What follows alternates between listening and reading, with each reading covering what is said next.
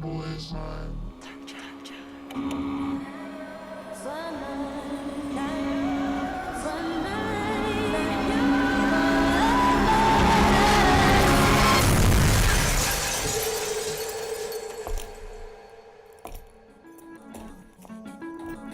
You ready? I've been ready. What are we waiting for? That boy is mine.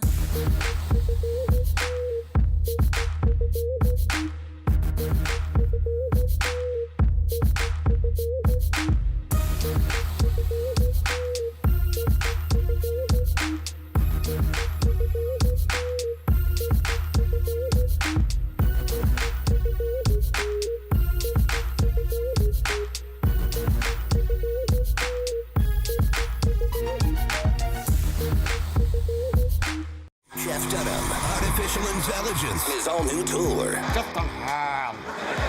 You're the other white meat. How can you be so smart on one hand and so stupid on the other? Well, you're half of it. I realize I could have avoided all this years ago with one simple word. I do not. Silence! Don't miss a Memphis. Friday, April 10th, FedEx Forum. Tickets on sale Monday, September 29th at jeffdunham.com. Nate Bargatze. Look, I say a lot of dumb stuff. I try to keep it in front of large groups. Seems to go better that way. Big Dumb Eyes World Tour. When you say something dumb one-on-one, it's a lot for that person. I'll say it, then I can just feel that they feel the weight of my life on their shoulders. Tickets and info at natebargatze.com. Don't miss the Big Dumb Eyes World Tour. Nate Bargatze.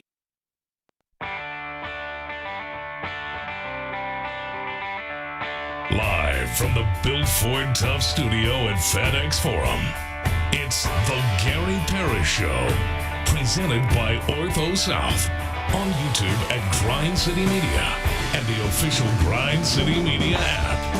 Now, here's your host, Gary Parrish.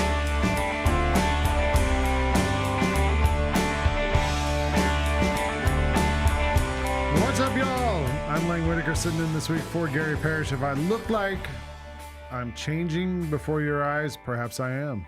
Perhaps I'm shape-shifting. Perhaps I'm getting ready for Halloween. I don't know what the hell to say. I'm like, Bennett Doyle's here, and we're going to do today's show for GP. I'm here all week for GP. Hopefully at some point this week we get these lights straightened out, because right now the lights are like changing. Yeah, if it looks like we're having a rave in here, we are in fact not. It is not your computer screen. It is our lighting. It's It's our us. lighting. We're No, having, it's us. Yeah, it's me. We're having nutrition difficulties, and our tones are changing before you. Welcome live to Studio 54. We're going to get this show underway in a little bit. We got a lot of college football stuff to talk about to lead off this show. The great Michael Eaves from SportsCenter is going to join us, and we'll talk to him about some college stuff, and I want to ask him about college game day. We'll talk to him about some stuff. And then we got 5 things. A lot of NFL to get to. A lot of Grizzlies. We haven't even mentioned the Grizzlies. A lot of Grizzlies stuff to talk about. Some WNBA. We have a champion in the WNBA. And we have to say farewell to a great actress, an American icon. I think is a fair way to put it. So a lot of stuff to get to today. Bennett, you have a good weekend? I did, man. Yeah, it was a great weekend. Watched a lot of football. Had a good time up here on Saturday night watching the Grizzlies. I'd like to see them get a win, but we'll talk about that in a little bit. I think we're just going to start on the college football weekend, because it was a big one. A bunch of people got fired. A bunch of upsets in college football. It was a wild weekend. Well, let's start with talking about people getting fired. Yeah. James Franklin. Penn State has fired head coach James Franklin on Sunday after their 3rd loss in a row. And this one was probably the worst of the 3, I guess. Northwestern, I don't know. Losing to UCLA was pretty bad too, but 2 sort of devastating losses. This last one was at home. The fans were booing. It was like a bad situation all around. Crazy thing is James Franklin's been at Penn State 12 years. Mm-hmm. He is 120. I just had it right here. 104 and 45 in 12 years. So won about twice as many games as he's lost. Yeah. 15 days ago, they were the number 3 team in the country. It's crazy. And now he is out. They lost the thing that started was the loss to Oregon 2 weeks ago. It was like 2 top 6 teams playing each other, and everybody's all fired up about it. And you lose that game, and the knock on James Franklin's always been like he doesn't win the big games. How about this? The loss to Oregon earlier this season. With that loss, Franklin is now 4-21 at Penn State against top 10 teams. Yeah, I was talking about this with JB. I think it's one of those things where, because I've seen some people suggest like, okay, but you're Penn State. Like, how much better can you do than James Franklin, right? Like, is this kind of the program that you are? Like, you're a good college football program that doesn't win like those huge games against Ohio State and Michigan. And that's what they are now, right? And my counter to that would probably be, well, that university's got a lot of money, and they're going to spend a lot of money on athletics. And in this new world of college athletics, like, you can go. In theory, you can go spend and find the guy that can win those games. So they already spent. To get rid of James Franklin, there was a $45 million buyout. It's going to cost some money. Second largest of all time. Because he just signed a 10-year contract extension 4 years ago. It was looking okay, too. Yeah. Like you said, coming to the season, top 5, yeah. Yeah, so they owe him $49 million. The highest buyout of all time was a couple years ago, Jimbo Fisher. Yeah. Who's now on the ACC network, who got $76 million to leave Texas A&M. And if you're Texas A&M, you're like, well, probably worked out okay. Like, we're trending the right way. They haven't won a championship, but they're top 5 right now. Like, they look good. Penn State, like, I mean, I was thinking this weekend, like, who do you go after? If you're, I think I said this when I was on here on Thursday with you. To me, James Franklin with Penn State is sort of like Mark Richt at Georgia. Mm-hmm. Right? Like, you're good every year. You're 9-3, 10-2. You get a chance every once in a while to win one of these big games, and you don't. Yeah. And that's just kind of who you are. You're like the bridesmaid, never the bride. Georgia got rid of Mark Richt, brought in Kirby Smart, and all of a sudden now they're one of the heavyweights. Yeah. Penn State has got it. I think they decided, like, look, we're tired of losing these big games. And now we got a shot to bring in somebody else. Franklin's 160 winning percentage against AP top 10 teams. Is tied for the 3rd worst record by a coach at a single school since 1936. Wow. So Penn State's like, look, we got to figure out something better than this. Yeah. I mean, I don't know who that is. I saw a lot of people mention Matt Rule, who went to Penn State, bounced around colleges, Nebraska right now, was in the NFL. I don't know if does that move the needle for you? I don't know if it will for Penn State fans, but what about we'll see. Do you call Nick Saban? Is that your first call? Maybe. Like, do you think I don't know if he's from West Virginia. It's like regionally. Yeah. I'll be interested to see what Michael Eaves thinks about it when we talk to him. You know who I would call my first call? Urban Meyer. Okay. I don't know about that either. Why not? No. Kurt Signetti. That's what everybody wants. Yeah. Yeah. That's what everybody wants. If you're Signetti, do you leave Indiana? For Penn State? Yeah. Oh, you think it's just about money for him? I don't know. I mean, you're already in the league. Like, your team's operating at a high level. I don't know. Bigger stadium, bigger stakes. If you go, I don't know. I don't. But I would say if I'm Penn State, like, I wouldn't let go of James Franklin without knowing what I wanted to do next. Right. So I would assume they must have somebody in mind, or somebody they've behind the scenes talked to. Yeah. That they would, be interested in doing this. But yeah, that to me is a weird thing. Moving on to the games. I was here Saturday night you and I were both here Saturday night for the Grizzlies game against the Atlanta Hawks, and we'll talk more about that game later. But I was watching the Grizzlies game with one eye, and with my other eye, I had it on my laptop. I was watching the Georgia Bulldogs, my Georgia Bulldogs, against the Auburn Tigers. The game was live on ABC. And for that first half of that game, Auburn just dominated Georgia. They looked so good. And this Auburn team that's kind of been up and down all year went into the season with a lot of question marks, including Jackson Arnold, Hugh Freeze, all these things you don't know how it's going to play out. And they've had some games this year where they look pretty good. They lost some disappointing games. The Oklahoma game they lost earlier this year, fans are still mad about the touchdown that maybe shouldn't have counted, and the SEC apologized. And then this Georgia game happens, and Auburn looks amazing for the first 28 minutes until they literally got down to the 1 yard line, and Jackson Arnold dove across the goal line. And then it kind of everything goes out the window. Like, I'm not sure how we qualify and quantify everything that happened after that. The officials eventually, after a long delay, ruled that it was a fumble. Mm-hmm. That the ball, he did not have the ball as he crossed the goal line, and that the Georgia player who picked the ball up and ran 99 yards was down on the 1 yard line. I'm not sure and like I thought about this a lot this weekend, Ben. Like we could put a man on the moon as a society. Yeah. We can't tell where the ball got fumbled. No, and it looked like a touchdown to me. How do we? To me, it didn't. Oh, see, there you go. Yeah, and we watch 100 replays. Like we have all these replays and angles and views, and like there's like all these like Auburn fans have been posting these Zapruder film-esque screenshots of him going across, and then Georgia fans look at the exact same photo. This thing to me is like the dress. It's either like white and blue or blue and black or whatever. Remember a couple of years ago? Like the Georgia fans look at the same photo of him diving across the line and say, no, that's the Georgia player punching the ball out right there. Like maybe the ball's a little loose as he goes across the line. I don't know. I don't know what it was, but Auburn fans are still mad about it. They're all in my mentions on the X complaining about it. I don't think the referees held them to 15 yards of total offense in the second half, but there was clearly their spirit was broken in that moment. And then we have this also, the other clip, that weird thing that happened was Kirby Smart. We had the video of that. I believe this was, right at the start of the fourth quarter. Kirby Smart ran down the sideline signaling timeout. Uh-huh. And clearly. Yes. And later, Sean McDonough confuses everybody. Kirby says that he was clapping. Kirby said later, I didn't say I was clapping. He said that he had told the officials before the game the Auburn defensive players would clap to simulate a snap for Georgia. And you're not allowed to do that. Mm-hmm. The defense isn't allowed to simulate the snap. Right.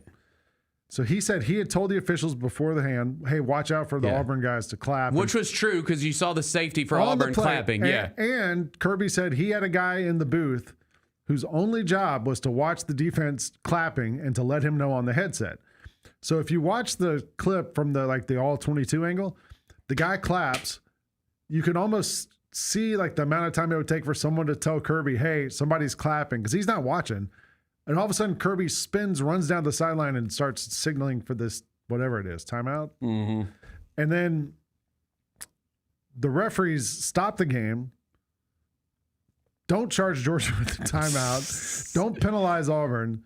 And Georgia ends up getting just a do-over, basically. Yeah. Kirby's thing was like, look, I didn't need a timeout. We had time to snap the ball. The clock was still – we had like 3 seconds left on he called it the shot clock. Mm. They had time left on the play clock. They didn't need the timeout. I don't know what happened. Either way, I think my big takeaway was like it was a terrible weekend for the officiating. Yeah.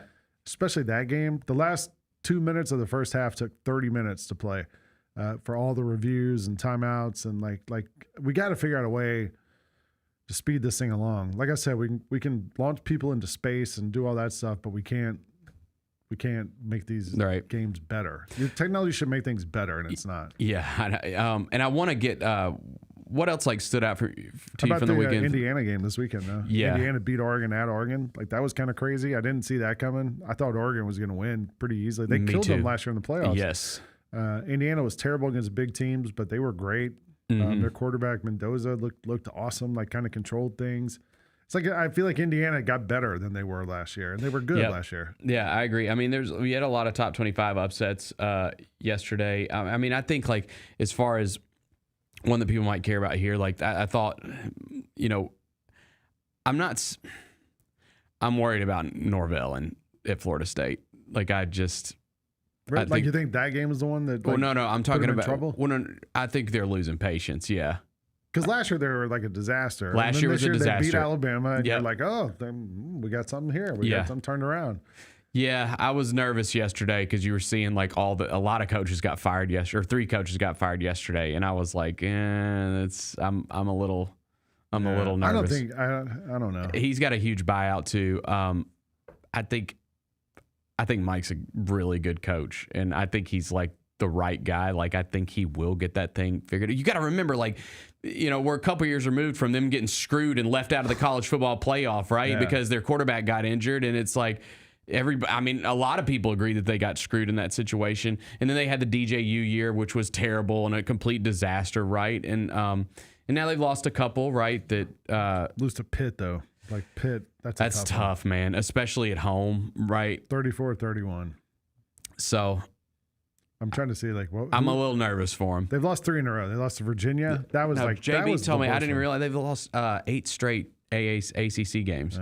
Yeah. Lost to Miami and Pitt now in a row. Virginia, Miami, Pitt, 3-3 on the season. They get Stanford this week at Stanford. Like if you lose that game, he's definitely getting fired. Yeah. If they lose that game, we should get fired. Yeah. Like there's no way you should lose to Stanford at Stanford. Or at home. Stanford's awful. I want to get to the potential college game day stuff because some good things happened this weekend. Well, why don't we take a break and get to Michael Eaves, and then we can talk about it with him a little bit, and then me and you can get into it when we do 5 things. Let's do that. All right, let's take a quick break. Michael Eaves from SportsCenter joins us. You're watching the Gary Parrish Show here on Grind City Media. Catch us if you can at Southland Casino Hotel and win your share of up to $1.8 million in free play and prizes. Join us for drawings every Saturday in May, June, and July. Each month, over 900 winners will take home free play or drive off in a new car or motorcycle. Be there for all 6 grand finale drawings and try to catch us if you can, only at Southland Casino Hotel. Must be 21 up. Play responsibly. For help quitting, call 800-522-4700. Grizzlies fans know it's the team that gives you the edge. Big River Steel does too. And much like the Grizzlies have recruited legendary talent, we want you to be part of our team. Are you ready to be part of something legendary? Then visit www.bigriversteel.com. That's www.bigriversteel.com.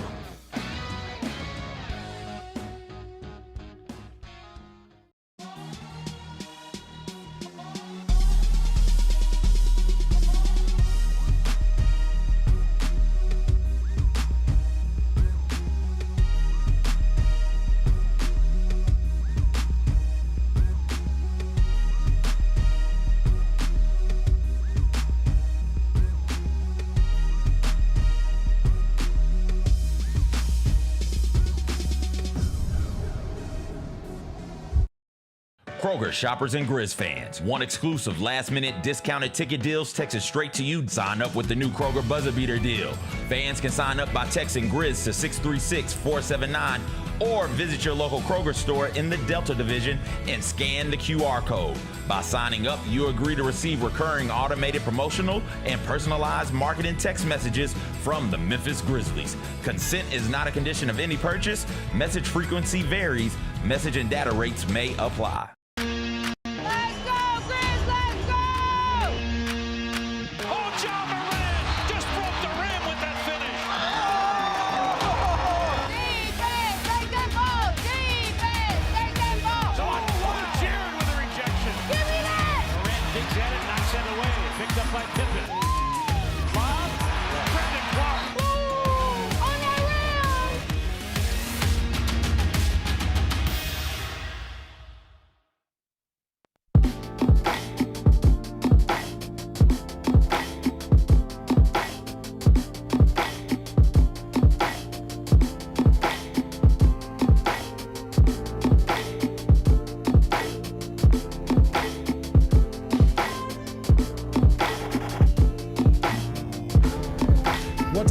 Back to the Gary Parrish Show here on Grind City Media. Lang Whitaker sitting in all week for GPs on fall break.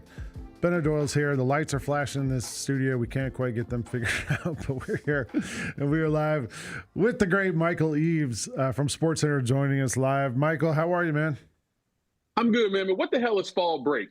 I don't know. When I was in school, we didn't have no damn fall break. We didn't have it either. Like 2 weeks in the fall. Like they just started in August and September, and now they already got a break. Come on, man. I'm with you, man. And like my son had fall break last week. The Grizzlies had 3 home games, so guess what that means? No fall break for me. So right, exactly. Somebody got to work.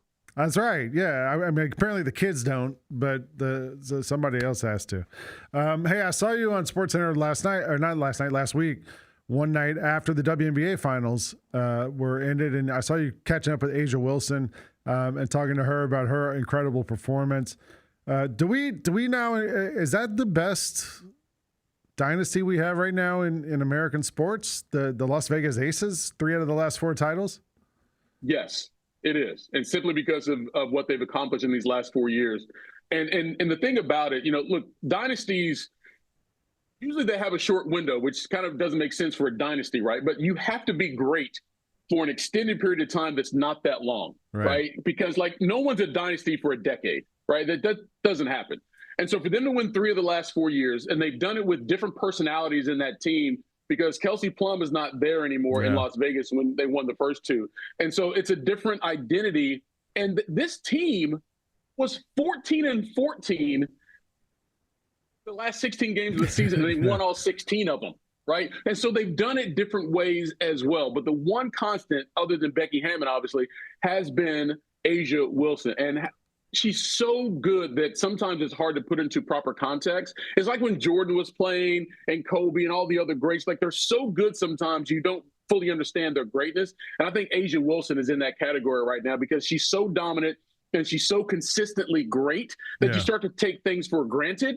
But with her, she's a once-in-a-generation player, and she carried an entire franchise to another championship. Yeah, I feel like with her, I'm guilty of this too, because I you see other people in the headlines, and you see highlights of other people and all this stuff, and she's just effective, man. She just goes out there every single game. I mean, I know the Tim Duncan comparisons have been made with her a lot as someone who's just super effective and good at their jobs. I mean, do you feel, is that the best comparison we can make with her? Is Tim Duncan won 5 titles. She's on the way, it feels like. Yes and no. I mean, because their personalities are so different, and even the way they play is so different. Asia has way more flair to her game than Tim. I mean, Tim was just so unassuming, every aspect of his life, including basketball. He'd hit a game winner and just kind of boom, boom, boom, back down to the court like it was no big deal, where Asia is on the complete opposite of that. But in terms of overall effectiveness, then that analogy probably applies. But also the thing with her is how much better she makes her teammates and how much her teammates love playing with her and for her. Because sometimes she can have, a not Asia night, and then Jackie Young goes off for 35, or Chelsea Gray drops a triple-double. They have options, and they have this identity that is greater than themselves, but at the peak of that identity is Asia Wilson. Yeah. We just spent the last 20 minutes talking about James Franklin and the whole thing at Penn State.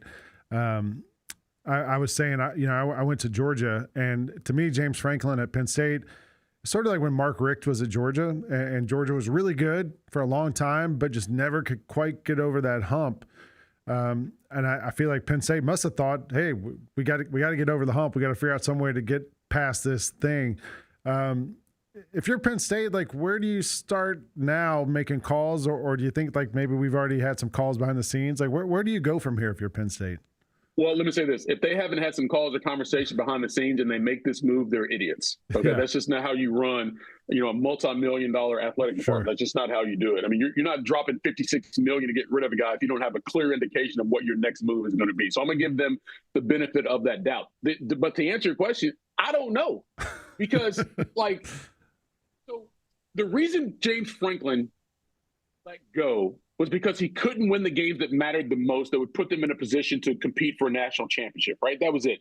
Only 1 win against a top 5 team. Only 4 wins, I believe, against a top 10 team. Yeah. And you're losing to Michigan and Ohio State on a regular basis. If you are paying a coach to be a national championship coach and he can't win those games, whether they're in conference or not, then I understand you making the move. My thing is, though, sometimes the expectations placed on coaches and programs are unfair from the beginning, right? Because they were number 2, I believe, in the preseason rankings. Yeah. Well, clearly they're not that good, right? So whose fault was it that they were ranked that high? Was it James Franklin's fault, or was it the media's fault? It was the expectation placed on the program by the boosters, by the administration, whatever. So sometimes you're the victim of your circumstance. Now, I'm not saying James Franklin had ample opportunity to prove his mettle and be still coaching there in Happy Valley, but the expectations placed on you lead to the contract that you got, and that if you live up to those, then you got to bounce. But if you are Penn State, you're trying to find a Ryan Day. Yeah. You're trying to find someone that can bring in that whatever's missing in Penn State to get over that hump. And I don't know where it is. Sometimes programs don't know where it is. They just luck into it sometimes playing it. And that's the issue. In this day and age of big-time college sports, you're paying a lot of money, and oftentimes you're guessing when you're giving that money out. Yeah, I mean, and I guess that's the question then. If you're Penn State, What should or should we have championship expectations? I saw a quote from the athletic director on the press release when they released James Franklin, and it said something about we have the highest expectations for our program, and they haven't won a title since 1986. Right. So why should they have those expectations? Like, I don't understand. Yeah, right? Me too. That's my question. I was like maybe the expectation should be 10-2 every year, 9-3, something like that. I don't know. You are Penn State, and you do have a tradition. But to your point, when was the last time you did the thing that you think you should do all the time? Right? Because that's who you are currently. It's not who you were. It's who you are currently. You're not Ohio State. You're not Michigan. In fact, you've never been those programs, even when you won national championships. And that's not a diss. Yes. There's nothing wrong with the tradition that Penn State has. But sometimes the expectation of getting something at a long time ago that you think you should have now perennially is just, it doesn't make sense. Yeah. And to flip it around now, look, I went to Georgia. We were that Mark Richt team for a really long time. And then all of a sudden you went back-to-back titles. And now the expectation is, well, we got to win a title every year. Like, the fans have totally gone the other direction with this now. And like, when you struggle against an Auburn, people are like, oh, no, here we go. When you lose a game early in the season, it's the opposite of all that. And now you get this sort of expectation of that you have to be great or else we're all out. I know you're a Kentucky guy.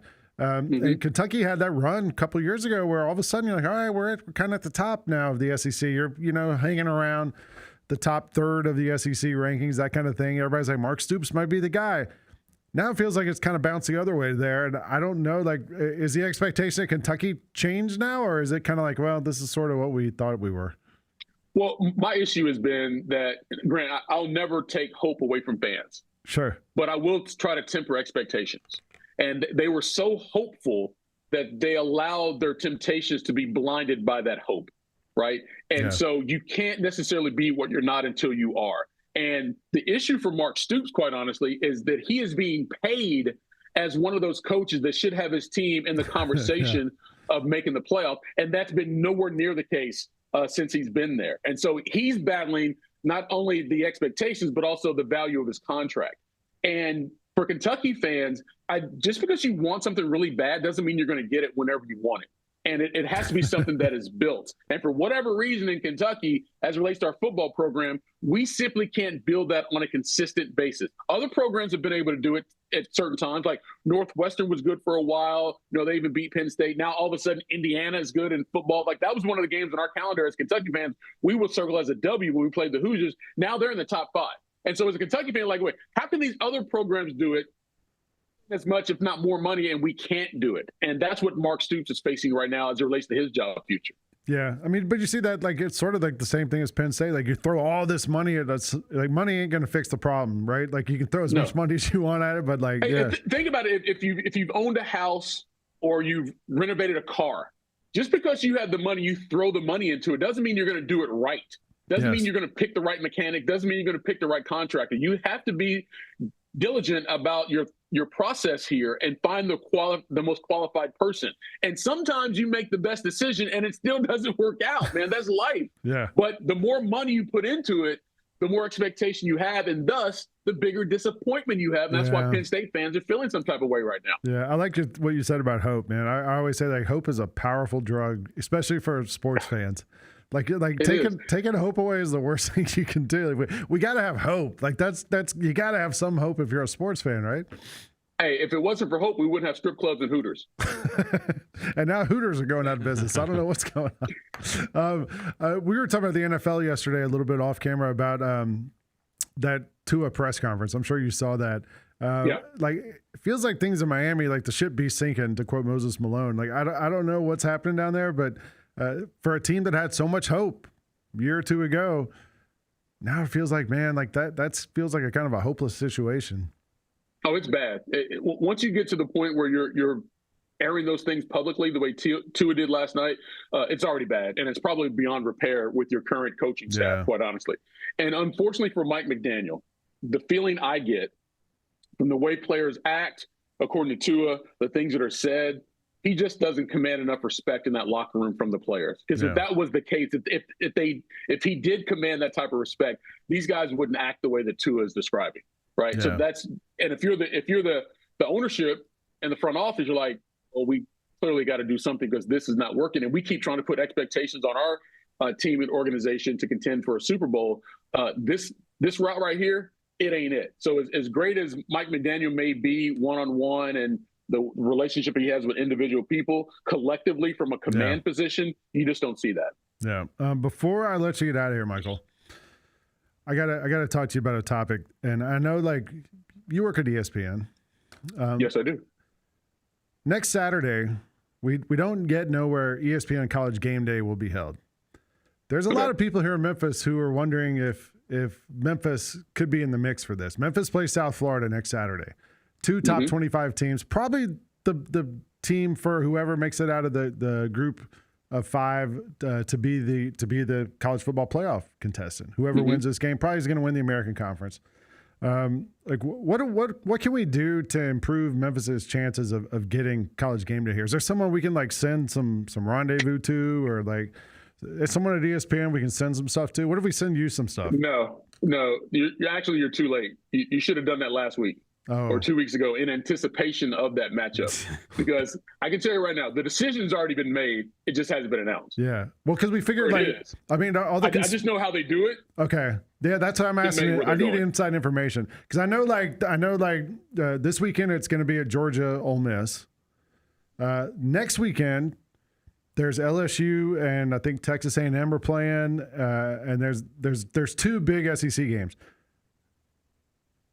We got the SEC covered. We've done the SEC a couple weeks. Ole Miss has a big game next week. They're on this week, so we don't need them on there. So it looks to me like Memphis has a good shot at it. And it was 6 years ago when it was here last time, 2019. And I was actually watching some of the YouTube videos this morning from that day. It was an awesome day. Like it was like so cool. All the people out on Beale Street, and then Memphis beat SMU in a crazy high scoring game. I think like the city we'd like to recapture that energy and kind of get it going. So you're telling me though it's too late if we're trying to move the needle with anybody. Yeah, it's too late because I mean you have to understand how big of a behemoth that show is and everything it takes to move. So they're always planning ahead. Now sometimes it may come down to like, all right, it's going to be one of these 2 places on this weekend probably. Maybe a week, 2 weeks out, and then if a certain team loses or a certain team wins, and that vault them to a top spot. So there's this all type of parameters are involved. Yeah. I will say this though. Okay. What bodes well for Memphis in this regard is what you just stated the last time they were there and what the atmosphere looked like. Yeah. Because we are putting on a television show with College Game Day. Yes. And the better the atmosphere in the background, the better the production feels to viewers at home. So if we bring it to a certain place that they're going to have the people out there and it's going to have a lot of fun and energy, then you're more likely to come back at a certain time if that team and that game warrants it. So at this point, the only thing Memphis can do is just keep winning and being impressive with the way they play football, and you have a greater chance of Game Day being there. Yeah, Memphis plays UAB this weekend, who just fired Trent Dilfer. Right. And South Florida plays somebody else. I'm trying to remember. Florida Atlantic. Yeah. I looked on I went on the ESPN Analytics matchup predictor for these 2 games. Memphis is a 94% favorite in that game. South Florida is a 96% favorite in their game. Okay. So it seems like we're trending towards two more wins for these teams, and it could be a big matchup. So I don't know. Then maybe with those wins, they move up a couple rankings as well. You got 2 teams in the top 20 maybe. Yeah. All those things matter. Things matter. Oh, well, if we can move the needle, let us know. Like if we can send some seasoning, I don't know, what else could we send, Bennett? Some T-shirts, I don't know, whatever. And the Grizzlies are home. Jerseys, There's 2 Grizzlies games next weekend, Friday and Saturday night. So it'll like downtown will be hopping. So if the Grizzlies are home, you have a pretty good chance of having a guest picker that's local. We don't have to put them on a plane. So all the things are trending, Lane. They're trending. All right. It's just a matter of whether Memphis just keeps winning. Well, we have hope. That's the important thing. Nothing wrong with that. Yeah, we got hope. All right, Michael Eaves, thank you for joining us. You can catch Michael on ESPN SportsCenter. When are you on? You're on during the week a couple times usually? Here's my fall schedule. Sunday through Tuesday and Friday. Okay. All right. So we'll catch you the games are played. Tonight. You can see you on SportsCenter tonight. I'll be on tonight. After my Falcons hopefully get a win on Monday Night Football. So. Do you know you're playing, right? Yeah. You know what I learned this morning? Coach Herm Edwards on SportsCenter this morning pointed out, you know who has the number 1 defense in the NFL? The Atlanta Falcons. Who's that? The Atlanta Falcons. Have they played Josh Allen yet? Well, no, but that's okay. Okay. We'll be good. All right. We'll Good luck, it out. man. Hey, wish you the best of luck. The Patriots beat them. We can beat them too. Come on. Wow. I have hope. And they beat them on the road. That's true. I got hope, man. I got. You got hope. All right. Thanks, Michael. Thanks, Michael. Appreciate you. So, what do you think? Okay, here's what I would say is about the potential of game day coming here. He says it's already decided. Yeah, and I think he's probably right. There's a couple things. So the game that you mentioned, the LSU Texas, that's the only one to really worry about because they're Texas A&M LSU. That could be like a top. That's what I meant. Yeah, top 8, top 10 matchup. Well, and the thing is they're going to Athens this week, and Georgia's playing Ole Miss, and so the only other big game like on the schedule next weekend is Ole Miss Oklahoma. But you're not going to do Ole Miss back-to-back weeks, even though it's right. You know what I'm saying. And Oklahoma just lost. Right, and so yeah, really the game that you are fighting against is that.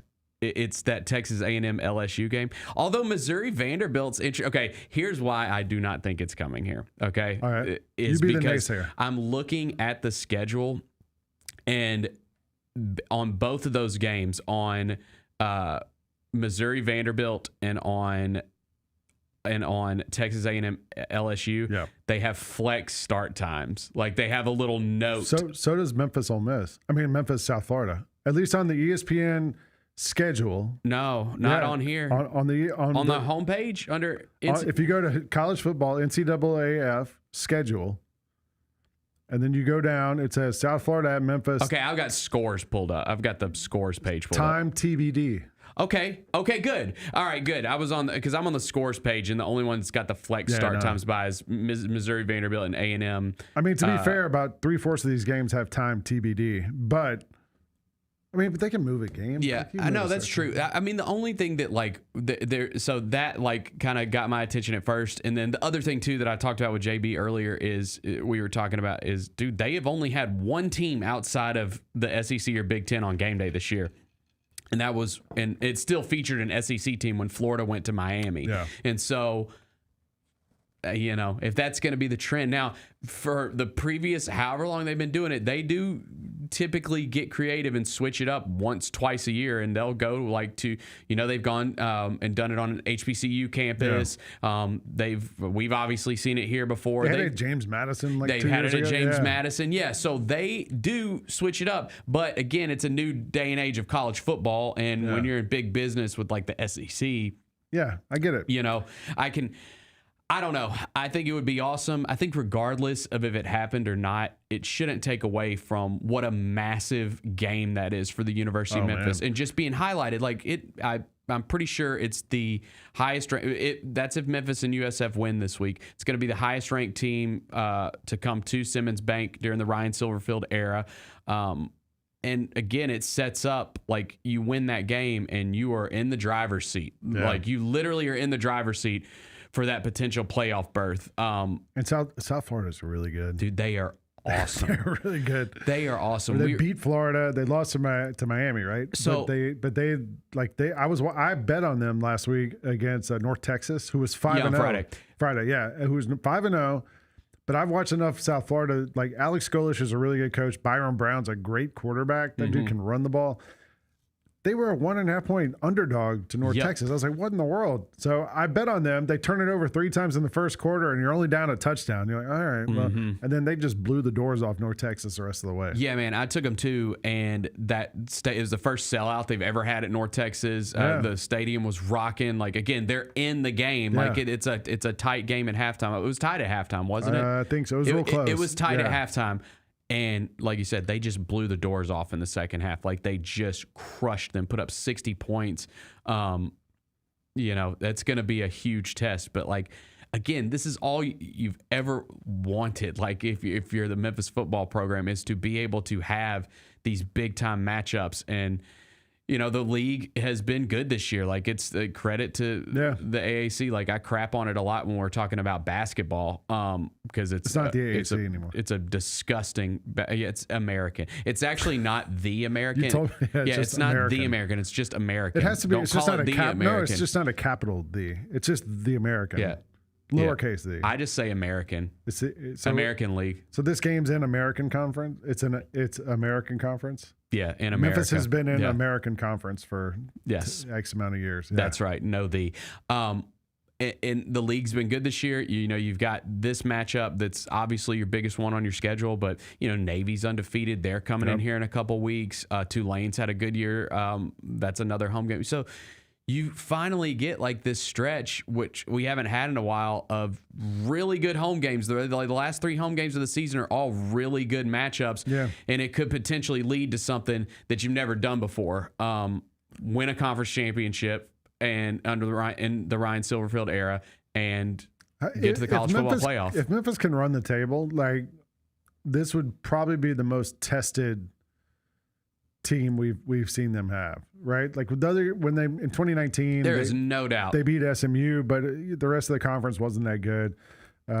Tulane's good, Navy's good, South Florida's a top 20 team. Yeah, we've seen them. South Florida, we know what they are like.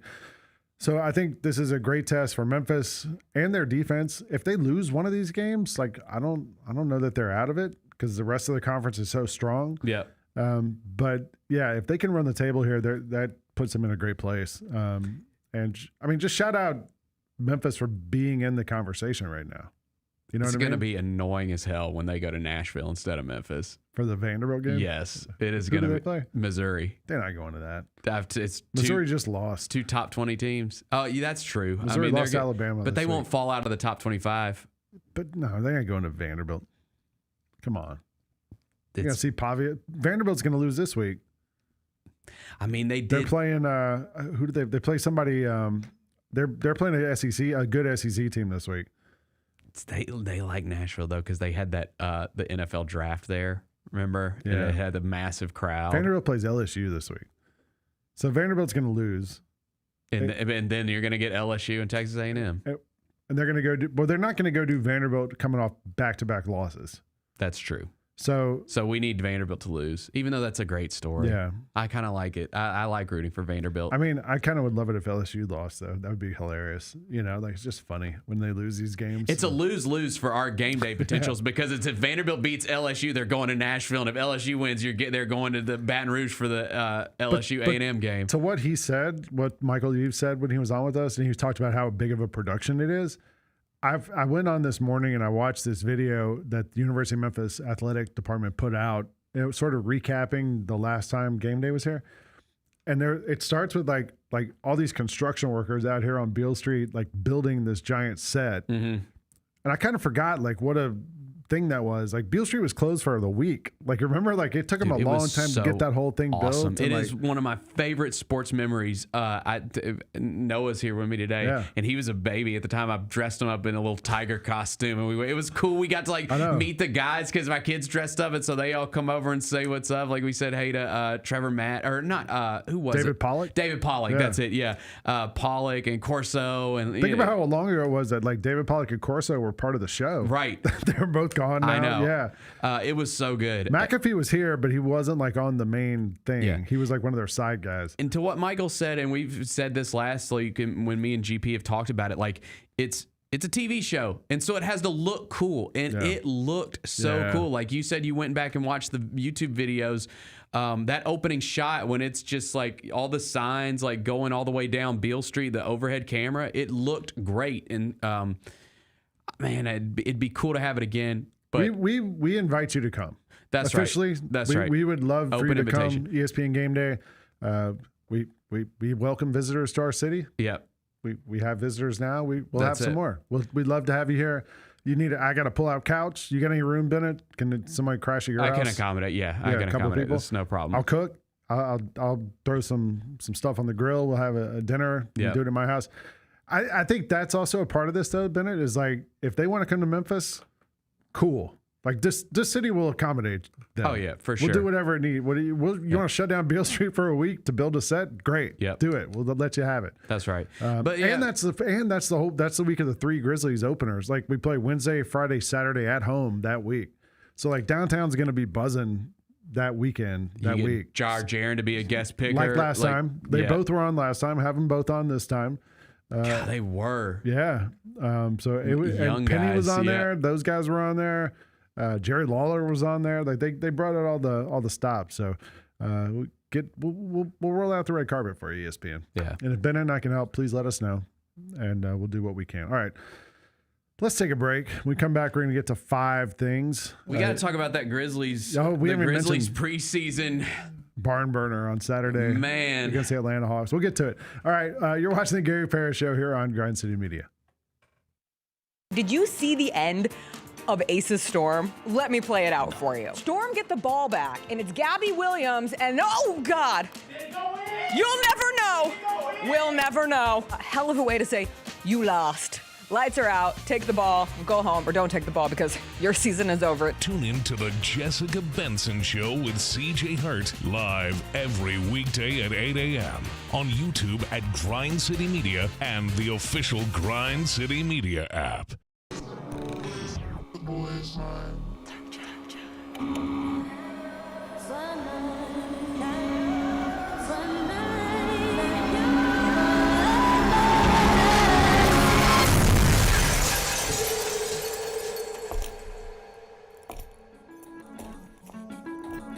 You ready?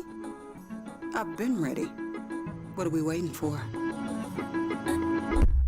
The boy is mine.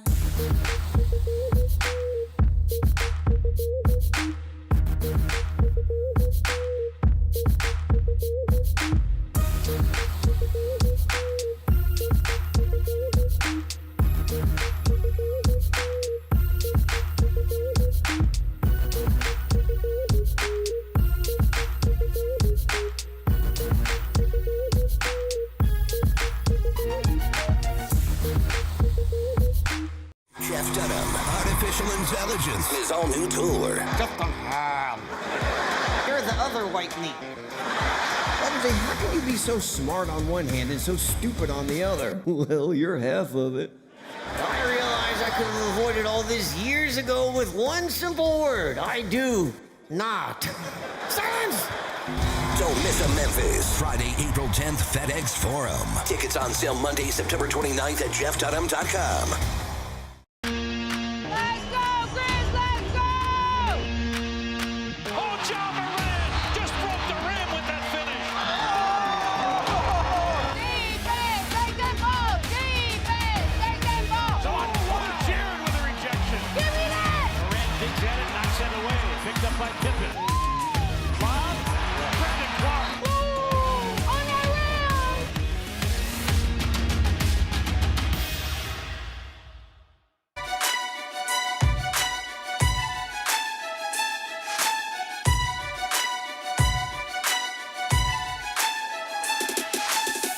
Orthopedic injuries can be unpredictable, unforeseen, and unscheduled. And Ortho South understands this better than anyone. Since injuries don't make appointments, you don't need to either. Ortho South welcomes walk-ins during the weekdays, on evenings, and even on Saturdays. So the next time an unforeseen injury makes an unscheduled appearance in your life, visit orthosouth.org to find your nearest urgent care location. You can just walk in, and Ortho South will take care of everything, especially you.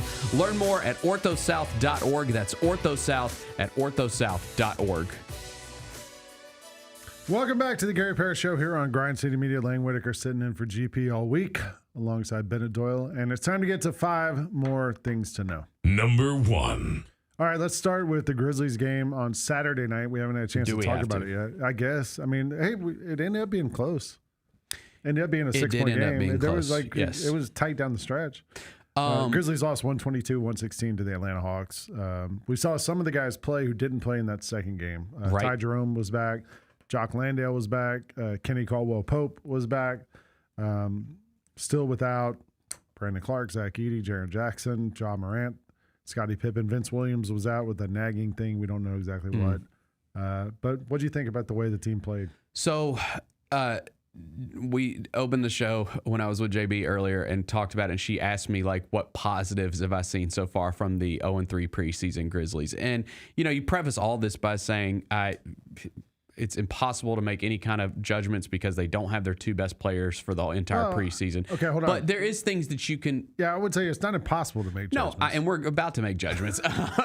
But I'm just saying, like, it's hard for me to have like any kind of like just grand statements about the roster, guys fits and all that without John Jaren being out there, because everything's gonna run with John Jaren. Like every player is gonna play differently with those guys on the court. That's right. And I don't want to I obviously don't want to overreact, because I said before the preseason started, GP, I don't really care that much about the preseason. Like it doesn't matter that much to me. Turns out maybe we care a little bit about it. I guess so. I mean, I care about like watching my team and seeing guys, but I'm just. It's more the other way. You care about your team not looking like crap.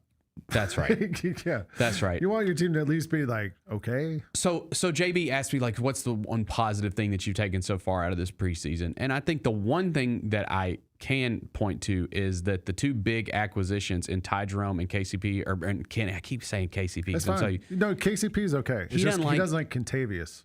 I thought he didn't like KCP. No, he definitely doesn't like Kentavious. I mean, he just prefers Kenny. I don't know if he doesn't like Kentavious. Okay. He prefers Kenny. So I'm going to get used to saying Kenny. I've been going Kenny Caldwell-Pope, but I still use KCP too. Okay. Kenny and Ty Jerome are both going to fit in great here. They look awesome. Yeah. I just think those guys are going to fit what they're trying to do. Can I also throw out someone else to me who's been awesome in this preseason? Jalen Wells. He has had a really good preseason. He's looked great. Yeah. What, he had 21 on Friday? Saturday. He finished with 15 on Saturday. But to me, the bigger part of that was, did you see what Trae Young finished with on Saturday night? 11 points on 2 of 11 from the field. And he got frustrated. There was the moment when Jalen got, I think Trae thought he got fouled and the refs let him play. And when they got the ball back, Trae just like jacked up a three, it just out of frustration. 0 for 8 on threes. Yeah. Like Jalen was on him that whole game and played great. I think Jalen Wells throughout this preseason has looked so good. And you're like, oh man, like this guy is going to become one of I mean, I said this on Jessica's show the other day. Like he might be the third best player on the team now. Like who's your third option? I think, and people have been a little critical of him, especially maybe after it's Ty Jerome. Well, no, I was gonna say I think Santi's gonna have a big year. Santi, like on the court with Ja, is gonna have a big year. To me, Santi's one of like the main guys as you look at this zombie Grizz team they've rolled out there during the preseason. Like he's the case study for like the guy who's going to play differently during the regular season than right now. Yeah, because I think like people are frustrated because he had 10 points. I think he had 10 rebounds too in the game the other night. 10 and 10, yeah. Yeah, which Four that was assists. actually that was the 10 rebounds got my antennas up a little bit. It would be awesome if he could contribute in that department this year because somebody's got to. But yeah, I'm with you. Like he's a guy that's going to play within a system, and he's your best player on Saturday night, and so you just assume, well, he's got to go out and score 30. But that's not really like what he does. No. So not on purpose. I think he's going to have a great season. I'm really high on Santi, and like I said, those other two guys, and Kenny and Ty Jerome. If there's anything, and Jalen, like I was saying to JB, like right now, the one thing that's concerning is I think there are, and if we're including Zach Edey in this and hoping that he'll be back, sooner than later. Right now, I got 8 guys that I feel like totally confident in and feel good about going into the season with. Outside of that, it gets a little touch and go. I'm still waiting on Gigi to turn the corner. Right. It hasn't been a great preseason so far. It's sort of just like, it's not like it's been terrible, but it's just been the same sort of like, like he hasn't, we're waiting on Gigi to kind of get to that next level and it doesn't feel like he's gotten there. Who's like, and I tweeted this the other night during the first quarter and all these people jumped to my mentions. And then at the end of the game, I was proven correct. Cedric Coward's gotten better every game in this preseason. Yeah, it's true. And you just got like, Eric's been saying this on the radio broadcast. Like, you just have to be patient because it's so, he's a top 10 pick. And so you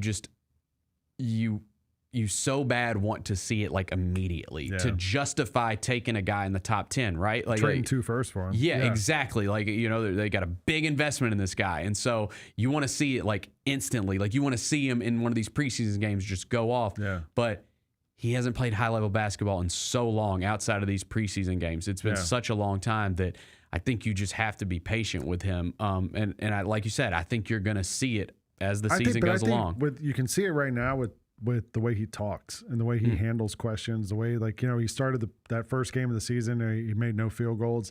And afterwards, he's like, sat down and was like, look, I got rusty. I got to get this figured out. It'll be okay. It'll be fine. Second game, he got the one dunk, and he's like, all right, you know, I'm getting there. It's slow. I'm going to get there. And then every time you hear him talk and like you hear his like mindset about all this stuff, he feels like he's like way older than he probably is. Like he just seems mature about it. Finally hit a 3 on Saturday. Finally got one to fall. Got the free throw line a bunch. Made a bunch of 15 points. Like I thought Coward was really good in that game, and like you can tell, like also like he's in the right place often. He's drawing a charge. He's been like in the right place. Sometimes he's like just a second slow, like a split second slow, and that's the rust. I think to me, like he's gonna get there. He'll be on time. When he walks on the court, you look at the guy, you're like, oh my gosh, like this dude, like this dude's built like an all-star, you know, like, I mean, it looks like he forgot to take the coat hanger out of his jersey. Like his shoulders are so wide. Right. Like he looks awesome. I feel confident like he's going to be fine. Like, you know, just give him time. I don't know what role he's going to play. I thought about that. Like, is he going to be coming off the bench for 15 minutes a game? Like what does he do? The other guy who kind of surprised me Saturday night, Omax Prosper. Jessica said that too. I completely he started agree. Driving to the rim, I was like, oh. Like we don't have to lie to ourselves. We're not like the most athletic team in the league, right? I mean, outside of like Ja, right? Yeah. And that dude is an athlete. Like he's a live wire. Yes. And the first game of the first 2 games, he just took a lot of 3-pointers, kind of floated around. Saturday night, he got the ball and put his head down and drove a bunch of times. He finished, shot 3 free throws, finished with 9 points. Like I thought he had 4 rebounds. Like if he can give you something intermittently, once, twice a week, come off the bench, shake things up, you know. Like he's a guy that I want to see on the floor with Ja. Yes. Lob threat. Yeah. You know, just get up and down the court. Yeah. Yeah. Play defense, get up and down the court. Yeah. Catch the ball, drive to the rim, take a foul, whatever. Like that dude to me has been interesting. You know who else has been like so funny? It's like he's been good in the preseason. He's just been himself. John Conchar.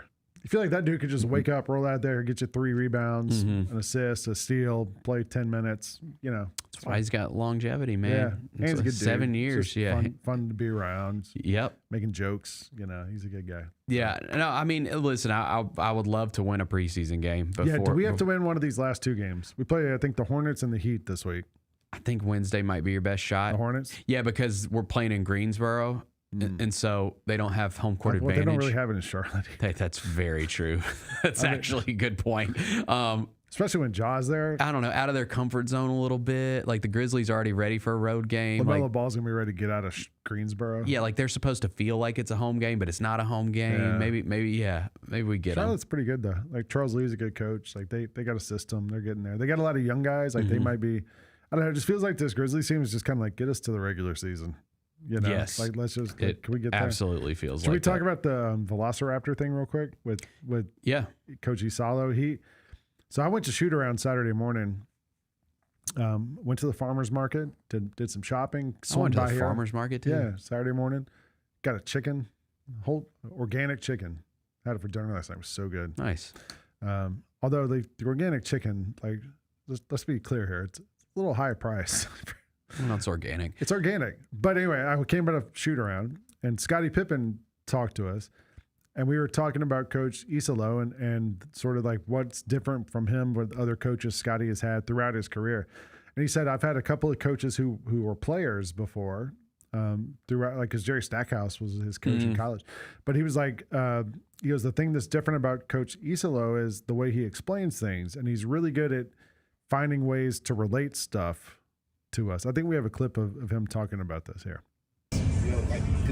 Does he teach that way in life? I've played for a few former players, so I wouldn't say that. I think he is super smart. You could tell, like, some of his, like, analogies and, like, the way he compares stuff to, like, off-court stuff. Like, he had a funny thing yesterday about, like, the movie and just compared it to the way we should play. And certain stuff like that, just, you know, you just think, like, that he's smart. Like, it wouldn't be like, because some former players, they might be able to describe it to you, but they're not describing it in such detail where you might be able to see it yourself. So, What movie was it? Yeah. Jurassic Park. He said something about like testing the defense, and he put an analogy. So if you guys ask him, I'll let him say it. But it was something that like made me think about, like, oh, okay. Scotty bounced around for a minute, but now you're. So he was talking to me, to Michael Cole, and Sam Shoemaker from the Daily Memphian. So he just said it was a movie thing, and so that's why I followed up with well, you got to tell us what movie it is. Also, you're a movie guy, so you know where. So pregame Saturday night, Coach Isola was talking. The other night he mentioned the team had some construction sites, which I'd never heard a coach use that phrase before. He also talked about paralysis by analysis. Saturday night, he said something before the game, another kind of like phrase like that. You remember Taylor Jenkins gave us like points of emphasis, or data points was his phrase. Taylor's had a couple Coach Isalo's had a couple of these different phrases. So he brought all that up, and it made me think, oh, he relates to guys in different ways. So I asked him in his pregame press conference about that and about the Scottie Pippen story. This is essentially coaching is teaching, and the lingo we use with the coaches or that analytics uses, it's not very relatable for the players, and it's not important for them to like know all the numbers or the terms behind it. They must know what the intent is and why we're doing that. And the Jurassic Park reference is the Velociraptor scene, and in one of the beginning stages of the movie where they're like, how smart are the Velociraptors? And they're like, they test the fence every 15 minutes. So that's what we want our offense to be like, that at the same time we are very aggressive. Every situation is used to try to attack, but if it's not there, we move it to the next action and then attack from there, just like Velociraptors. Does that mean Velociraptors are smart, or are they dumb? No, they're smart. Shouldn't they? Like, why check it every 15 minutes? Like, if you know you're going to get shocked, why do you just keep doing it? To see if the human error, to see if they turn the gate off. I don't know. If I touch this computer and get shocked, I'll do it again 15 minutes later. I do it again 15 minutes later. I do it again. Like, that feels like the Velociraptors are smart. All right, come on. They couldn't catch You've seen the people. movie. You've seen the people movie. got away from them. They got that one guy Which when one? he's like, clever girl. Yeah, he was dumb though. The kids I escaped. don't know, man. The kids got away from the Velociraptors, and the kid also got electrocuted. Barely. You saw little Timmy after that. I mean, dude, he went through it. They barely escaped those raptors. That's dude. why you don't check the fence every 15 minutes. Timmy That is tried right. it Yes. and like got fired up. So. I love the reference. I love the movie. I do love that Coach Isalo is an American pop culture enthusiast. That makes me happy. He told me after that press conference in the hallway that only 2 of the players knew what he was talking about when he brought up Jurassic Park. That's extremely concerning. I don't like the way this world is headed. He said they knew Jurassic World. Oh my God. Because that's probably what they grew up on. That hurts my heart. I know, right? That hurts my heart. There's if we're being honest with ourselves, if we want to like get into the Jurassic World, Jurassic Park lore, there's only 2 great movies in that entire anthology. Which are they? The first one? The first one and the third one? The second one. Second one, yeah. Lost World. It's so great. Those two people like, I think people have come around on it like years later, but it's Who amazing. was the new person on the second one? Is that with Vince Vaughn? Yes, Vince Vaughn was in that one. Yes, he was. Before he transitioned to Xfinity commercials? Yes, that's right. No, Vince Vaughn was in The Lost World, Jurassic Park. Those are the 2 that Spielberg directed. Is Julianne Moore in that one? Yeah, she sure is. Right. Yeah, dude, the scene when the T-Rexes attack the big trailer and it like falls off the side of the cliff. Dude, the second one's great. The third one's where they come to America, right? No. That's at the end of the second one? You're getting your trilogies. The third one's the one with where another family goes to Isla Nublar on vacation station and they find like the rundown Jurassic Park facility. And you see the pterodactyls for the first time. Yeah. Yes. Yeah. That one's kind of forgotten in the whole. And then you had and then after those three, you had the Jurassic World movies with Chris Pratt and right. And you did a trilogy there. And then we had a new one that came out last year. I haven't seen the new one. It was pretty good. Yeah, I'm kind of out on all those. I got a movie. It was pretty good. A movie note for you. Should we just talk about it right here? Yeah, we might as well, or we can save it for the movie segment. But yeah, go ahead. So I know you're a horror movie guy. My family's been on. My son doesn't like horror movies. My wife's not into them. So the other night I was home alone. They were out of town all week. Okay. Flipping around. I told you I like to flip around the movie stations. Yeah. I flipped by the last 15 minutes of the original Nightmare on Elm Street. Mm-hmm. Never seen it. Mm-hmm. So I'm like, oh, let me watch this. Let's see how this is. I mean, it looked like, I'm sure at the time it was terrifying. Right now, I watch it, man. It looked like something you and I made with our iPhone. Like it was. Okay. Freddy gets lit on fire, and then he's like attacks someone in a bed. Then he sinks into. Like I was like, all right, how is this scary? It. Okay, I love it. I will say, like, was it terrifying when you originally watched it? Yes, as a child, yes, it was. Well, children shouldn't watch that crap. Those don't hold up super well. Like especially when you get into the sequels, they really don't hold up. I like that original Nightmare on Elm Street. It's got a special place in my heart, but I can understand what you're saying about just the. I mean, I get that. I get that. I mean, sort of. I think the original Halloween for sure holds up because there's not a lot of effects or anything like that. It's literally just like a guy with a knife and a mask, like. I'm gonna watch that. Chasing I'm gonna people. watch that this week at some point, and we'll talk about it. I've never seen that either. Yeah, like Nightmare on Elm Street, there's obviously because you're dealing with dreams, so there's got to be some kind of effects to it. And yeah, I mean, it does look very 80s at times. I'm old enough now that I'm not afraid of these movies anymore. Like I wasn't. I'm not as a afraid kid. anymore. So I'll watch it and we can check it out. Okay, all right, let's keep going here. Yeah, let's get to the NFL weekend. Number 2. Who's your the big winner this weekend in the NFL? Not the Dolphins. No, not the Dolphins. I think like Panthers. I'd probably go with the Bucks, even though like that game like sucked as far as injuries went. Well, especially for the Niners got. Yeah, Niners lose Fred Warner. Bucks lost Egbuka, their best receiver this year. On my fantasy team, dude, they've lost everybody. I was telling JB like it is insane. They have like 7 good wide receivers, and the Titans have 0. Like it's pretty insane. Do I count Calvin Ridley in this conversation? Honestly, no. I'm disappointed. Yeah, I'm disappointed. Yeah. It's not all his fault, but he's had some drops this year. You were sold to Billy Goods. That wasn't quite. Yeah. I think he's more of a. He's a former Falcon. I think he's Falcon more legend. Of a 2 or a 3 potentially. That's what he was on the Falcons before he got suspended. For gambling. That's right. Yeah. That's right. Got rid of him. No, I would say the Bucks for sure. Like Baker looks awesome. His story is so cool. Like we've talked about that. The guy wasn't in the league, and he gets that shot with the LA Rams. Yeah. And then the Bucks sign him, and he's been great. He's been awesome for them. I mean, they've won that division 4 years in a row, something like that. Yeah, and looking like it's gonna be 5. Yeah. They're awesome. Colts keep winning. The Colts keep winning. That's obviously a good story, I think. And then the Jags lost yesterday, and so the Colts are looking like they really got a chance to win the AFC South, especially because the Titans suck, and the Texans are up and down. I think the Colts got a real shot at that thing. What's the matter? How do we fix the Titans, Bennett? Is it simple as needing like a one hope guy? and a prayer? Right. No, I mean they're just one of the they're just one of the worst run organizations right now in the league, which is crazy because you're not that far removed from people really being high on the Titans, just as far as organizationally, how they operated and stuff. I think that people point to the A.J. Brown decision. I think the worst move they could have ever made was firing Vrabel. Yeah. Vrabel is one of the best coaches in the league. You see it now with the Patriots. Although I saw somewhere that his last 18 games with the Titans, he was 6-12 or something worse than that. Well, I mean, when they get rid of your best offensive weapon, or one of them. Which one? Derrick Henry or A.J. Brown? Multiple. And I think he got way more out of Ryan Tannehill than a lot of teams could have. Ryan Tannehill has not been in the league since the Titans. Yeah. Think about that.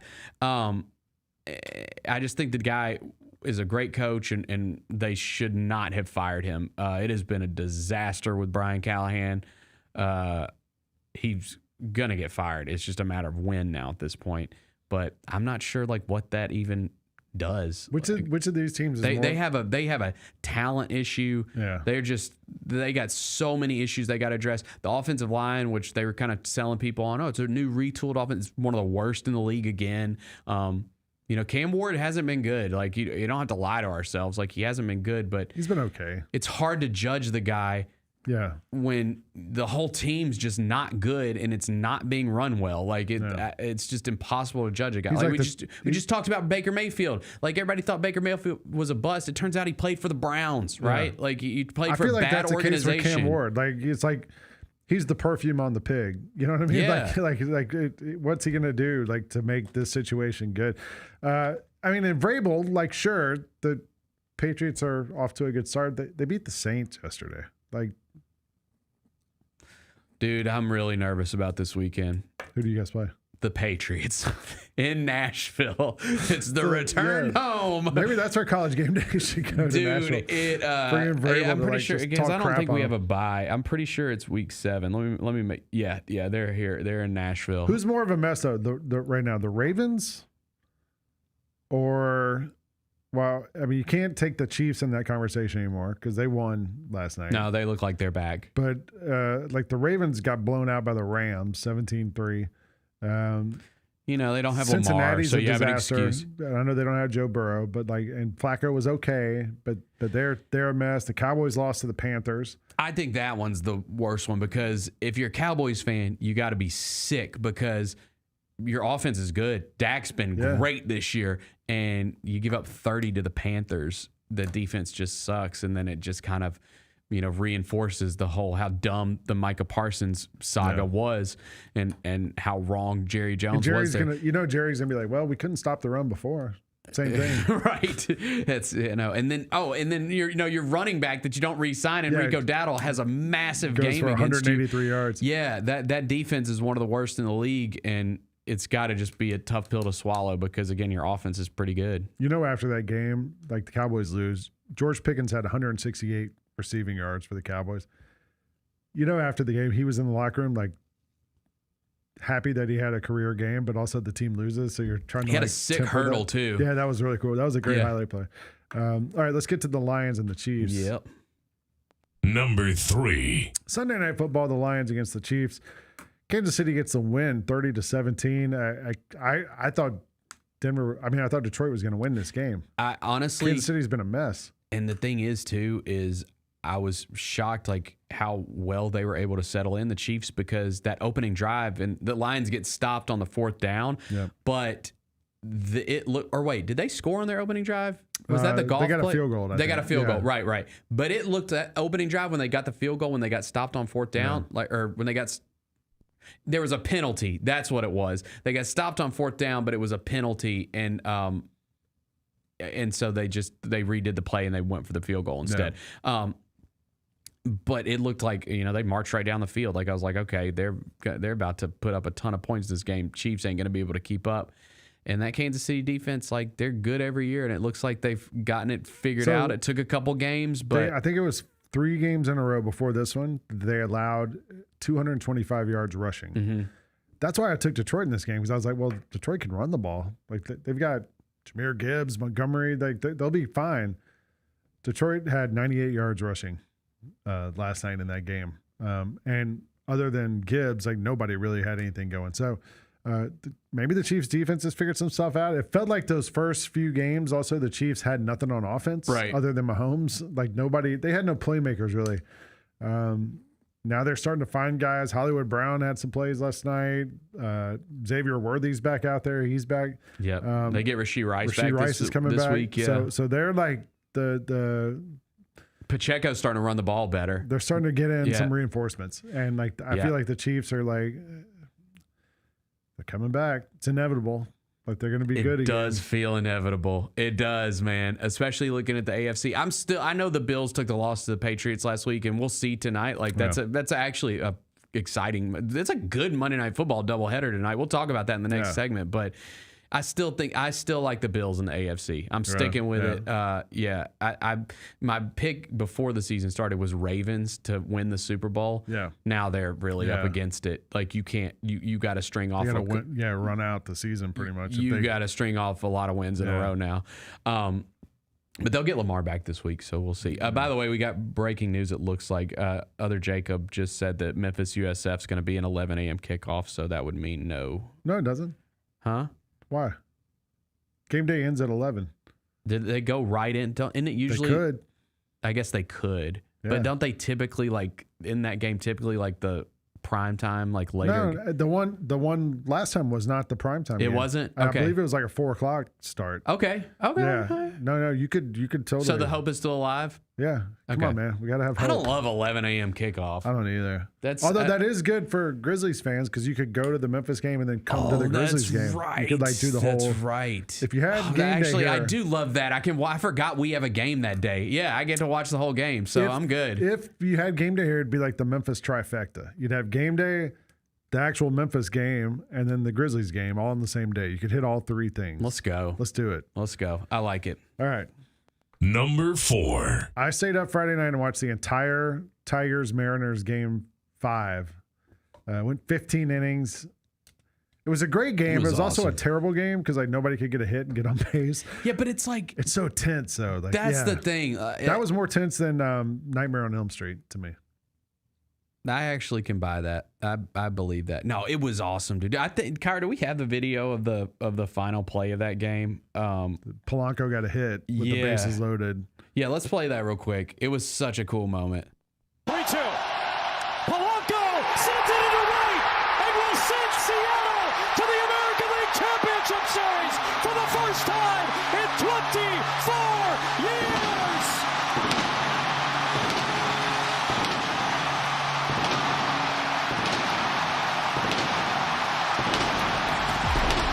That was sick. I mentioned on here on Thursday that I was so fired up for that game because you were going to have Tarek Skubal going for the Tigers, who's been probably the best American League pitcher the last couple of years. Yeah. He pitched 6 innings, struck out 13 guys, gave up 2 hits. Like he was lights out. He did give up a home run, but he was great early in that game. Gave up a run, not a home run. Tarek Skubal like sets the table. You're like, all right, we got something here. Yeah. And then both teams just start running out of pitchers. Like, you know, like and the game goes 15 innings. You're like, who do we got? Who can we throw in here? The Tigers had to put a starter in there, Flaherty, toward the end of the game. The whole thing kind of fell apart at the end for the Tigers. Yeah. But that was an amazing game. And now then the Mariners go into Toronto and win game 1 yesterday. Yeah, they're yeah. hot. You're right. Big Dumper hits a home run. I'm not sure what pitchers they're going to use. Like they're low on pitchers because they emptied the clip Friday night in that game, and then they had to use guys last night. So that's the question to me is like, what are they going to do going forward here? I'm all in though. I'm all in on the Mariners. Or yeah, the Mariners. Yeah, I mean they've never won a World Series. Like it's fun. I also just want the Brewers to beat the Dodgers. I don't want the Dodgers to win, dude. It's like cheering for Microsoft. It's like cheering for like some giant, corporation. Like, have you ever even met a Milwaukee Brewers fan? I mean, they're just so like. Have you met a Dodgers fan? Yeah, plenty. Yeah. They're everywhere. I'm saying like it's just kind of bland. So you'd rather root for like the $1 billion corporation. Well, but then I want to root against them, like in the World Series. You know what I'm saying? Just root against them now. Like you don't have to. I like getting there, and then it's like David versus Goliath. You know what I mean? More of a disappointment for them. Yeah. I want it to be like that. Yeah, on the biggest stage. Yeah.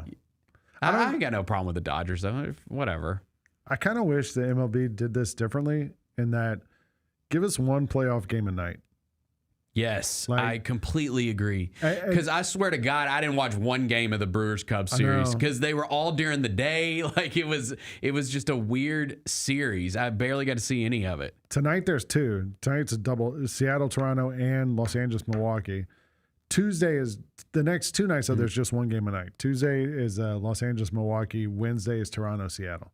But it would be, I would love it if it was like every other night, each series. Yeah, I can get on that. At the same time, that doesn't really test your depth, which is kind of what's so great about baseball, right? Is like seeing a team use all their pitchers and then have to figure out how to play the next game. Right. But it would give you a little more time to rest guys. But like I think it would help Major League Baseball. And Major League Baseball seems like they're cool with trying to find ways to make things better. Like, we get robot umps coming next year. They got the pitch clock and all this. Yeah, like, Maybe it's something to think about. I don't know. That's true. All right.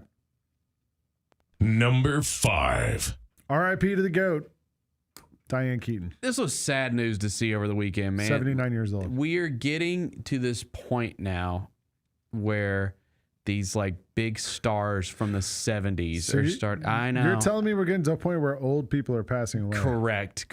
But like, the 70s was such a great decade for movies. And to us, it was old movies. Like, to my parents, like movies from the 40s and 50s were old movies. Right. To us, 70s movies were old movies. That's right. And so it's kind of sad. But this, like, I don't know if anyone like knew she was dealing with health issues or what.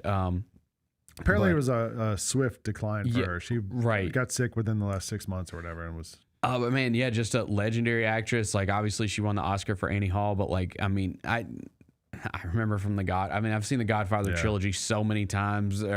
She's like, her role as Kay. Like, she's just. And I didn't realize. I don't think I knew that her and Al Pacino dated. I didn't either. Yeah, I actually saw on Twitter yesterday, Steve Martin, or maybe it was Instagram, but Steve Martin posted that when he went to college with her, and there was some play they were in together in college where she was the lead and he was the stagehand. And he posted a photo of like the program from the school play with him and Diane Keaton in it together. I think I kind of mostly remember her as in Annie Hall. She was the lead in that. Godfather, she was kind of more like a tertiary character. I don't know, man. I mean, she was the love interest for 3 movies. Yeah, but then he goes to Italy and finds another wife, and underrated movie that she was in that I always watch like around Christmas was a movie called The Family Stone. It was pretty good. My wife loves First Wives Club. Is that a Christmas movie? It takes place at Christmas time. Okay. Yeah, it takes place at Christmas Is that time. Sarah Jessica Parker in that? Or Correct. Yeah. Yes. Right. Okay, dude. Look at you. Father of the Bride. She was in that. Classic. With Steve Martin. Classic.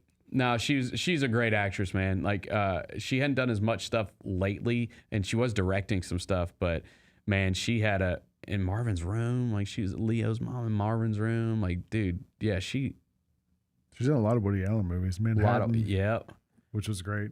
Love and Death, Manhattan Murder Mystery. One of the great actresses, man. One of the goats. Yep. Rest in peace. Yeah, it is sad though to see like her, Robert Redford. Now you're starting to see. That's what I'm saying. Like it's gonna start happening more and more. Yeah. These big figures from the 70s. It's already been happening with like singers and rock stars in our lives that we grew up on. From like Prince, Michael Jackson, Ozzy Osbourne. And now it's starting to happen. But anyway, all right. Let's take one more break. We'll come back and get you out of here with the GP's carry out. Almost said takeout. You're watching the Gary Parrish Show here on Grind City Media. Jaron Jackson has a message for y'all. Jaron, say it now. What? It's the best show in the world. Yeah, Trip. When I showed up at the event last night, he goes, "You got the biggest show in the world." And I said, "No, I really don't." And he goes, "To me, you do. I see you every day." I asked him why he doesn't just walk up here, and he's like, "Because I don't want you to be able to prepare." I was like, The Chris Vernon Show, live on weekdays at noon on YouTube at Grind City Media and the official Grind City Media app. Let's face it, there's a lot of trash talk in basketball. But the great teams let their performance do the talking. Like Ford F-150 with Pro Power on board. A class-exclusive industry-first feature that turns your truck into a mobile generator and leaves the competition speechless. Ford F-150, official truck of the Grizzlies. Greatness starts here at your Mid-South Ford dealer. Class is full-size pickups under 8,500 pounds, GVWR.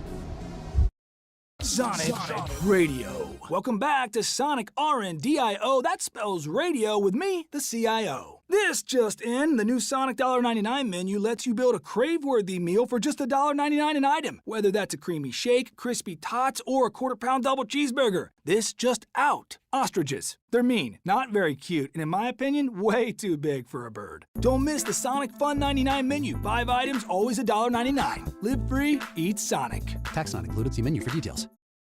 Nate Bargatze. Look, I say a lot of dumb stuff. I try to keep it in front of large groups. Seems to go better that way. Big Dumb Eyes World Tour. When you say something dumb one-on-one, it's a lot for that person. I'll say it, then I can just feel that they feel the weight of my life on their shoulders. Tickets and info at NateBargatze.com. Don't miss the Big Dumb Eyes World Tour. Nate Bargatze.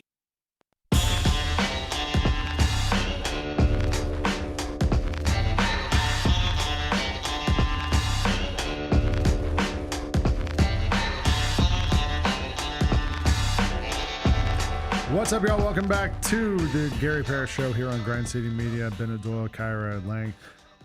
And we're going to get you out of here. Here's GP's Carryout.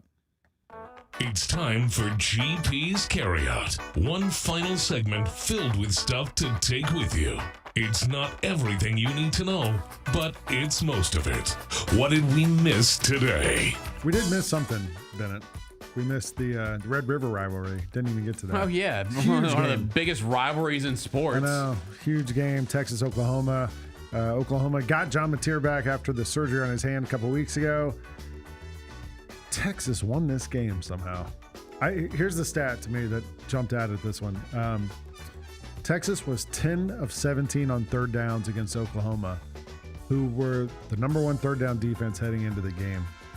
Going into this game, Oklahoma was 12 of teams against Oklahoma were 12 of 59 on third down. Texas kept converting on those third downs. It wasn't a crazy high scoring game, but Texas won the game. And like, I don't know, we all written off Texas. We were like, we're done with Arch Manning. And now maybe Texas is okay. I don't know. Okay. What do you feel about Arch Manning? I mean, dude, you win that game, you win over a lot of people, right? Yeah. Like, I mean, but they just dropped out of the top 25. Yeah. So, like, that's, I think, like, Texas fans, they want to be in the college football playoff every year. We don't know if that's going to happen this year, but if you could have something else, it's beat Oklahoma. They're 4-2.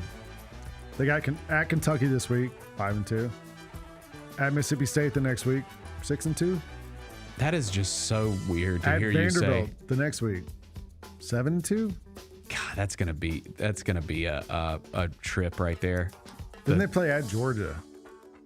And Kirby Smart beat them twice last season. Texas at Kentucky just doesn't sound right. That still just does not sound right. They still got to play 3 ranked teams: Vanderbilt, Georgia, and Texas A&M. So they got a chance to show us if they are who we thought they were, or if they are who we think they are now. Okay. So, all right. What's today's biggest game? Let's go. We got a couple big games. Well, why don't we go with yours? What do you mean mine? Look what I got. The Dirty Bird. Are y'all the Dirty Birds? Yeah, Dirty Birds. Dirty Birds. Here we go. Okay. Against my wife's Buffalo Bills. She's on the bandwagon. She's from Buffalo. What are you talking about? Her whole family's from Buffalo, and a lot of them still live there. No, that's... The Bills should win this game. They're favored, I think, by 4.5. So and you had the disappointing loss last week. Yes, it's a huge game for the Bills. Game for them. It's a huge game for the Bills. Because you got to, like, if you're the Bills, listen, the Patriots are here, it looks like. So they're going to have competition in their division, and the Patriots already have that one win. But it's not too early to start thinking about home field in the playoffs. You still get to beat up on the Dolphins and the Jets. Like, because you're looking at the Chiefs now, and it looks like they're back, right? The Ravens have taken a step back. So if you're the Bills, like, you gotta... Yeah, but like all that out the window, the Bills are just supposed to be good. They're good. They're a great team. They're a great team. They should be. They should win this game. The best quarterback in the NFL. Exactly, like the MVP. They got Josh Allen. Like, they should win this game. Patrick Mahomes is probably the best quarterback in the NFL. I would say the this, most dynamic quarterback in the NFL. As a lifetime Atlanta Falcons fan, unfortunately, I mean, Michael Eaves talks about fans need to have hope.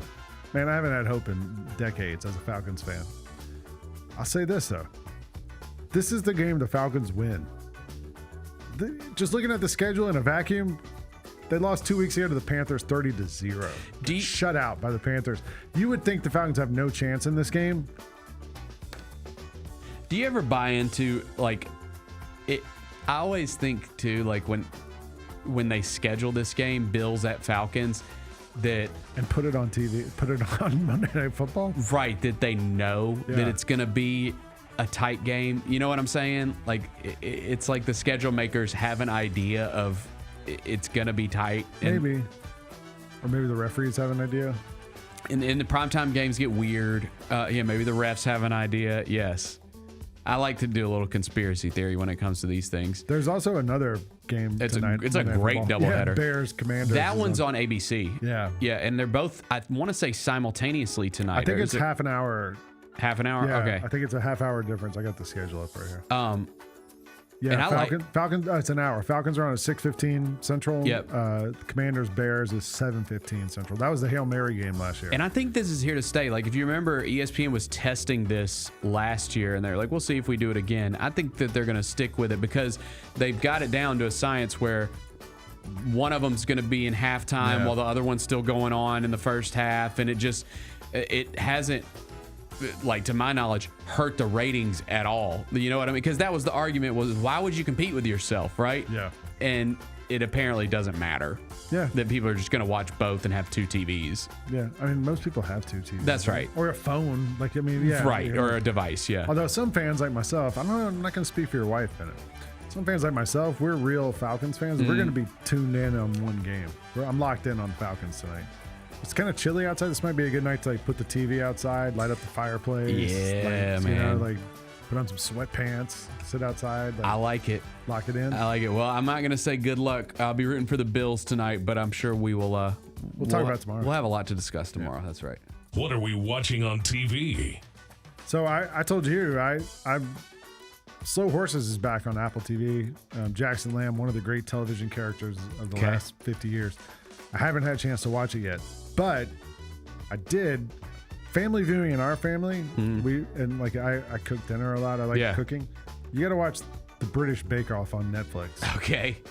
It's the best. It's a reality show where it's a cooking competition show. The great thing about it is they film it like out in the English countryside. Mm-hmm. So it's like beautiful. There's shots of like butterflies landing on flowers and rabbits jumping through the field. Okay. All the contestants, my son was like, last night, he's like, do these people ever fight? Do they like argue? And I was like, no, they don't. They all try to help each other. They're happy. Okay. It's a show where they're all trying to help each other get through it. It's funny. Each episode's an hour, and they have 3 different tasks they have to do in that hour. We're down to the final 6, I believe, now. Okay. They come out every Friday on Netflix. It's a British show. They just bring it over here. I gotcha. But it's so popular here, they have to kind of bring it over in real time. Yeah. So, like, it debuts, I think, Thursday in England, and it comes out Friday here or something. But the British Bake Off's a great show. Good stuff. You also got Dodgers Brewers on TBS tonight. We talked about it earlier. Halloween, the original 78 I'm gonna classic. watch that It's on AMC tonight at 7 o'clock. I don't like the AMC, though.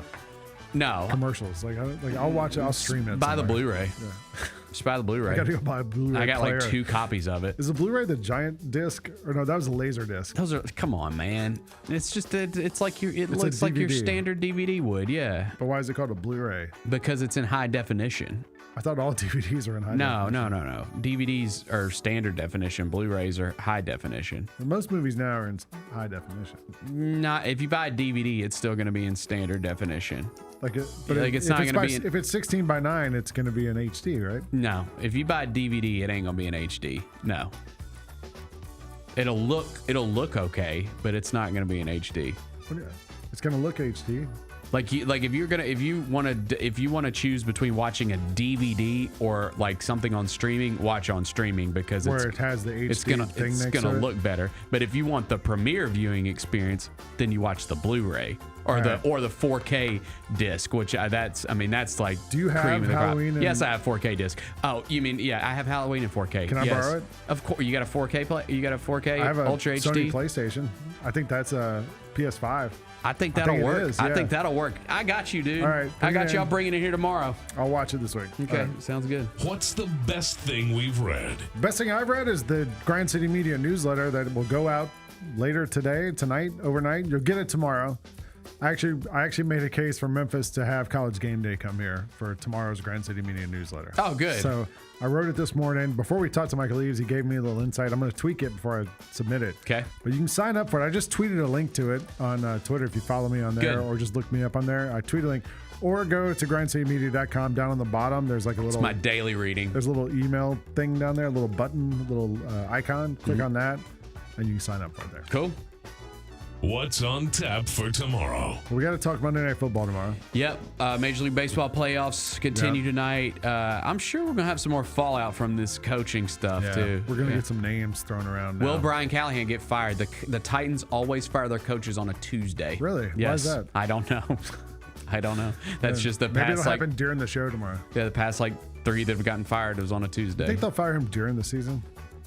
I think at this point, probably not, because wouldn't they have already done it by now? You would think so. Maybe not. Maybe they, I don't know. Maybe another coach will get got. He threw between Cam now Ward under the bus yesterday, so I don't know. I don't know. We'll see.